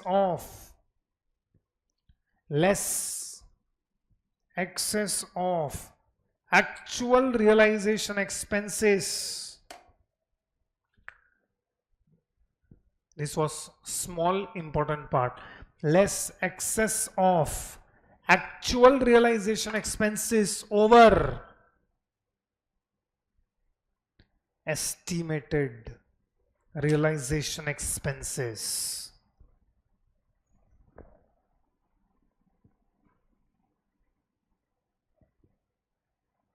bracket में शो कैलकुलेशन.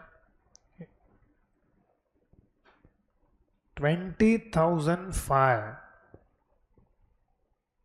माइनस 10,000.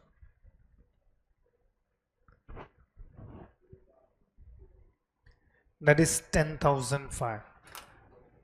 चलो अभी क्या पे करोगे आप? लोन पे करोगे. किसका loan? Raj. Is Raj partner?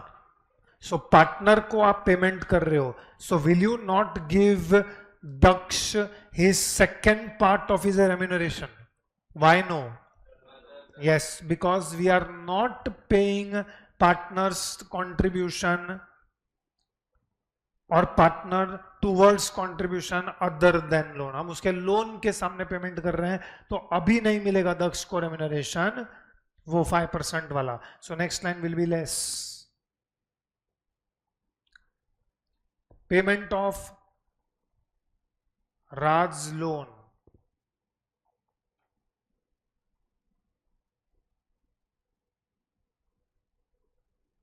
राज का लोन इज 2 lakhs। सो ये 2 lakhs को हम लोग कौन से कॉलम्स में से माइनस करेंगे? फर्स्ट इज अवेलेबल कैश में से, देन राज लोन में से, एंड टोटल लायबिलिटीज में से। Okay, what you do is again total, we need to total।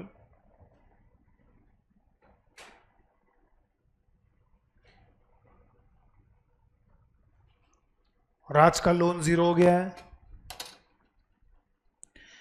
Okay, चलो कोई बताएगा after paying Raj loan how much cash we are left with?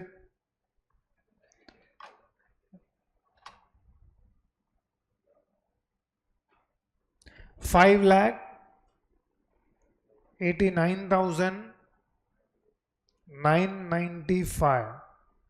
हाँ, वहां पे रियलाइजेशन एक्सपेंसेस में 5 रुपया एक्स्ट्रा आ रहा था, तो उसके वजह से लास्ट में ऐसा गंदा फिगर आ रहा है।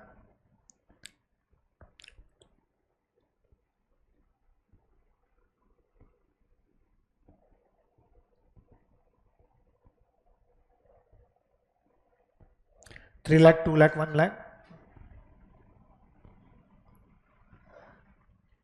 Amount is 6 lakh। नाउ मेरे एक ही क्वेश्चन का आंसर दो प्लीज।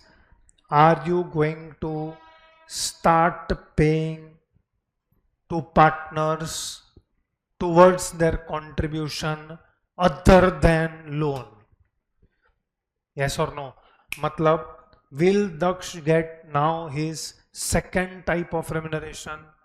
चलो, second type of remuneration is how much percent? 5%। तो मुझे बताओ remuneration to Daksh कितना आएगा?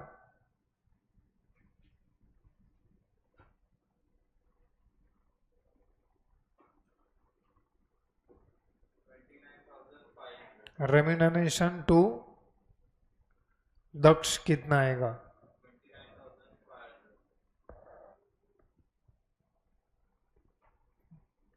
29,500। How did you gate 29,500? बताओ। 5,89,995 into how much percent? 5% is wrong. So listen now. Is wrong. Yes, it is wrong. क्या लिखा है? इट इज रीड क्वेश्चन पढ़ो। 5% of the amounts distributed.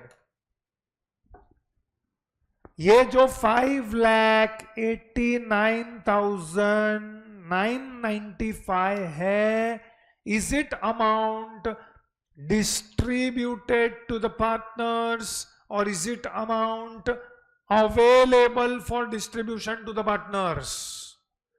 There is a difference. ये जो amount है is not amount which is going to be distributed to the partners. This is the amount which is available for distribution. ये जो 5,89,995 है, उसमें से आप दक्ष का रेम्यूनरेशन माइनस करोगे, बाद में जो अमाउंट बचेगा that is amount to be distributed to the partners. एक मिनट, डिड यू अंडरस्टैंड मैं क्या बोला? What is this 5,89,995? ये 5,89,995 क्या है? Is it amount distributed to the partners? क्या ये अमाउंट आप पार्टनर्स में डिस्ट्रीब्यूट करने वाले हो? नहीं, इसमें से आप दक्ष का रेम्यूनरेशन माइनस करोगे। रेम्यूनरेशन माइनस करोगे मतलब 5,89,995 को हम क्या बोलते हैं? It is called as amount available for distribution. इसमें से आप रेम्यूनरेशन माइनस करो, बाद में जो बचेगा that is amount distributed to the partners. Are you getting it? So can you tell me, अब थोड़ा बहुत मैथमेटिक्स यूज करना पड़ेगा। मैथमेटिक्स मतलब इट इज 5%, तो let the amount distributed to the partners be 100। Are you getting it? तो remuneration to Daksh will be 5। तो अगर ये 5 है तो ये अमाउंट कितना हो गया? 105। जी आपके पास 105 है, 105 में से आपने 5 का रेम्यूनरेशन दिया, तो आपके पास बचा 100 जो आप पार्टनर्स में डिस्ट्रीब्यूट कर सकते हो। तो वो 100 जो आप पार्टनर्स में डिस्ट्रीब्यूट कर रहे हो ना, उसका 5% बोला है वो लोग ने। It is 5% of the amount which is distributed to the partners. 5,89,995 is the amount which is available for distribution. तो आप 5,89,995 का 5% नहीं कर सकते, ठीक है? सो अब मैथमेटिक्स क्रॉस मल्टीप्लीकेशन बोलो क्या आएगा? 28,000. So it is 5 upon 105 into 5,89,995. Okay कितना आया? अगर आप क्रॉस मल्टीप्लिकेशन करोगे तो यस, रेम्यूनरेशन इज 28,095. ओके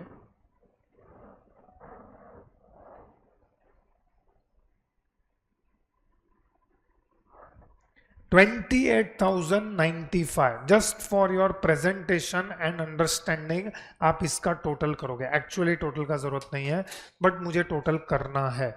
कोई बताएगा टोटल कितना आएगा? And we have sufficient space, I think. 5,61,900. 5,61,900. Just calculator पे टाइप करो 5,61,900 into 5%. देखो कितना आता है?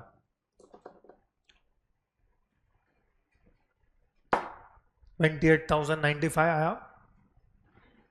यस सो यहाँ पे मैंने जो रेड कलर से लिखा है वो भी लिख लो। इसको हमने 100 अज्यूम किया है। जो ऑनलाइन बैठ के सो रहे हैं, क्या उनको समझ में आ रहा है क्या हो रहा है? सुबह सुबह हो गया तुम्हारा चाय नाश्ता, ब्रेकफास्ट, कॉफी, दूध, बॉर्नविटा, क्या नहीं पता नहीं क्या क्या पी रहे, और रिप्लाई भी नहीं करेंगे। They are in their own world. देखा, बोला ना, रिप्लाई में खाली ऐसा अंगूठा दिखा रहा है, बस अपने को समझ रहे हैं। आप चालू रखो। जिसने रिप्लाई नहीं किया है थोड़ा इज्जत देके रिप्लाई कर दो प्लीज।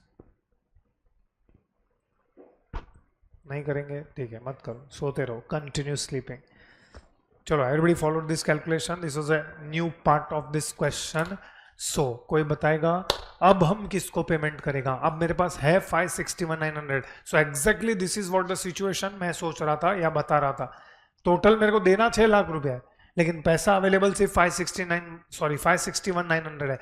आगे जाके हमारे पास कोई रियलाइजेशन नहीं है, तो अब 5 लाख मतलब लॉस है, वो श्योर है। किस पार्टनर को लॉस में शेयर नहीं मिलेगा ना, तो पहले उसको पूरा 1 लाख देना पड़ेगा। सो नेक्स्ट लाइन लेस। कोई बोल रहा है सर ये लास्ट सम है, उसने अनाउंस कर दिया लास्ट सम, ठीक है। Next line less payment of Raj capital,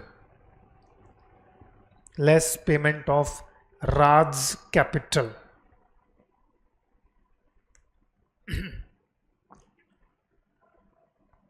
$1 lakh रखते हैं, डोंट टोटल, तो राज के कॉलम में भी 1 लाख। ये तू ऐसा बोल रहा है क्योंकि तू घर पे बैठ के लेक्चर देख रहा है। इधर आता तो थोड़ा एनर्जी रहता, घर पे लेजीनेस होता है।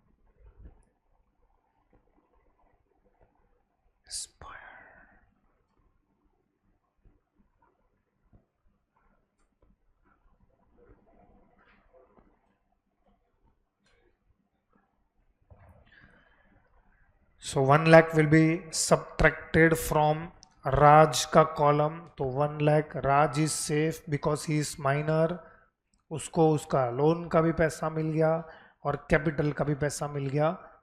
So now Raj is safe. चलो, तो राज को आपने 1 लाख पेमेंट कर दिया. अब अगर आप ओरली चेक करोगे ना तो यू हैव 4,61,000 समथिंग. 4,61,000 समथिंग में अब आप किसको पहले पेमेंट करोगे? Now you will refer your excess capital का स्टेटमेंट. तो एक्सेस कैपिटल के स्टेटमेंट में 1 लाख तो हमने राज को पेमेंट कर दिया. Second we have to pay, हाँ, तो नेक्स्ट लाइन लिखो less payment of Daksh capital. Payment of Daksh capital नहीं, ये लास्ट समय के नहीं, वो हम चेक करेंगे. रिक्वेस्ट कर रहा है, हाथ पैर जोड़ रहा है इधर उधर. 1 लाख, हाँ, लेजी है वो. इसके बाद किसका लेक्चर है? अच्छा, एक ही लेक्चर है तो भी ये रो रहा है. दिन में 2 घंटा पढ़ने के लिए रो रहा है. क्या 3? मैंने इधर रिकॉर्डिंग चालू किया है. Total time of recording is only 1 hour 52 minutes. तो अभी तक 2 घंटा ही हमने पढ़ाई की है. चलो, now orally if you see you are left with 5,61,900 minus 2 lakh करोगे तो 361,900. एक काम करो, इसका टोटल करो. चलो, we have sufficient space. 3,61,900.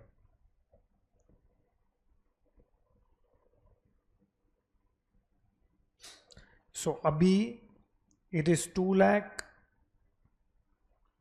2 lakh and 0. That is 4 lakh total liability. चलो, नेक्स्ट किसको आप पेमेंट करोगे? नेक्स्ट वी हैव टू पे 4 लाख पे करना है, लेकिन 4 लाख हमारे पास पैसा ही नहीं है. 4 लाख हमारे पास पैसा नहीं है, तो जो अवेलेबल पैसा है वो हम कौन से रेशियो में डिस्ट्रीब्यूट करेंगे? जो that is S 1:1, rather it is 2:2 because between Daksh and Yash profit sharing ratio is 2:2 and it's 1:1. Next time less payment of Daksh and Yash capital, payment of Daksh and Yash capital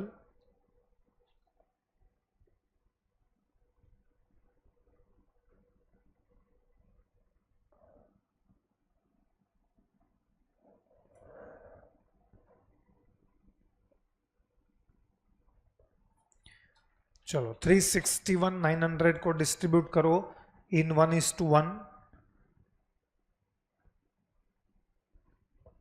So you get 1,80,950.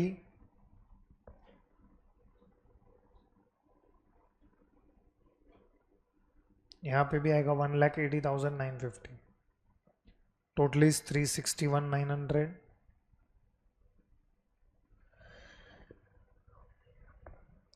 So of course there is loss on realization, and you can see minor is not getting loss on realization में share.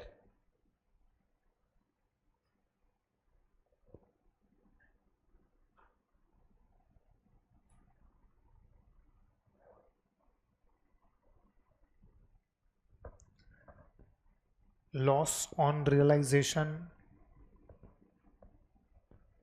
19,050,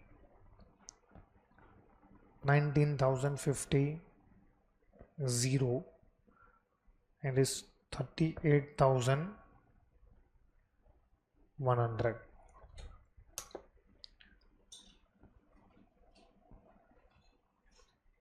So you can see there is loss on realization, but उसमें हमने minor को share नहीं दिया because minor will not bear losses of the firm. ठीक है, unfortunately अभी तक सिर्फ 925 हुआ है, तो हम आपको जल्दी नहीं छोड़ सकते हैं, तो हमें आगे बढ़ना ही पड़ेगा. तो we have completed up to question number 14. 11 is over, 12 is over, 13 is over, 14 is over. All these questions में we have followed which method? Highest relative capital method. इसका और कौन सा नाम था? एक्सेस कैपिटल मेथड, फिर और एक कौन सा नाम था, कोशंट मेथड। ठीक है, चलो अभी आप लोग क्वेश्चन 15 सॉल्व करोगे using highest relative capital method. चलो स्टार्ट सॉल्विंग। फॉर्मेट भी खुद से बनाओ, स्टेटमेंट ऑफ एक्सेस कैपिटल भी खुद से बनाओ, and be careful with the realisation expenses. Okay, पहले आप फॉर्मेट तो बनाओ। चलो, आपके पास डबल पेज है कि सिंगल पेज आ रहा है? कैसा सिचुएशन है नोटबुक में? सिचुएशन एक्सप्लेन करो। किसका ऐसा सिचुएशन है? ऐसा ऐसा, तो ये पेज पे स्टेटमेंट ऑफ एक्सेस कैपिटल बनेगा। ओके, किसका सिचुएशन ऐसा है? हाँ, तो ये पेज पे मेन टेबल बनेगा, नेक्स्ट पेज पे। ओके, चलो स्टेटमेंट ऑफ एक्सेस कैपिटल खुद से बनाओ। मुझे लास्ट का पॉइंट नंबर 10 में इंटरेस्ट है।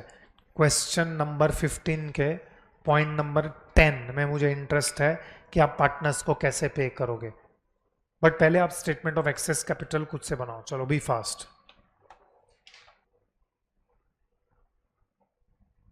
Prepare statement of excess capital, बाद में हम लोग मेन टेबल बनाएंगे, पहले एक्सेस कैपिटल का टेबल बनाओ। क्वेश्चन नंबर 15 में मुझे सिर्फ एक ही क्वेश्चन का आंसर दो। पॉइंट नंबर 10 जो आपने प्रिपेयर किया है, पेमेंट टुवर्ड्स पार्टनर्स कैपिटल। चलो tell me one by one, what is the payment towards partners capital? First you are going to pay to home and how much? पे 4,000 first, पे to first. B and सी कैसे आ सकता है? दोनों का same आ रहा है क्या? एक्सेस कैपिटल दोनों का सेम आ रहा है। ओके, सो पे हाउ मच? 4,500। किसको? व्हाट रेशियो में? ओके, मतलब वो लोग का कैपिटल्स आर ऑलरेडी प्रोपोर्शनेट वहां पे। ठीक है, बोलो नेक्स्ट। ओके, देन पे all, finally pay all.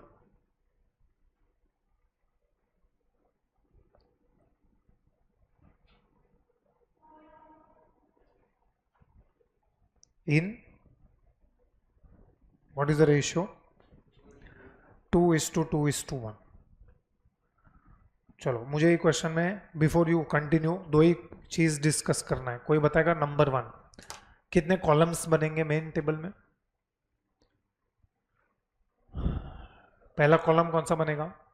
Particular. Second available cash. Third creditors. Fourth as loan. ठीक है, फिर एडजस्टेड पार्टनर्स कैपिटल ABC, और लास्ट में टोटल लायबिलिटीज। ठीक है, अब मुझे बताओ कि सबसे पहले आप जो बैलेंस स्टार्ट करोगे, ठीक है, तो अवेलेबल बैलेंस या बैलेंस, तो कोई बताएगा कि कैश में बैलेंस कितना आएगा? 500। वो 500 में सबसे पहले आप क्या करोगे? क्या आपको एस्टिमेटेड रियलाइजेशन एक्सपेंसेस दिया हुआ है? कितना है? 500। 500 इज एस्टिमेटेड रियलाइजेशन एक्सपेंसेस जो आप सेट असाइड करोगे, तो 500 में से 500 तो 0 बचेगा, then you will go for first realisation. बरोबर है? अच्छा, एक्चुअल रियलाइजेशन एक्सपेंसेस कितना हुआ? 400। तो ये 400 में से बचा कितना? 100। वो 100 कौन से रियलाइजेशन में ऑलरेडी वो लोग ने ऐड करके दिया हुआ है? फिफ्थ रियलाइजेशन में। Can you see fifth realisation में वो लोग ने लिखा है it is including savings in expenses.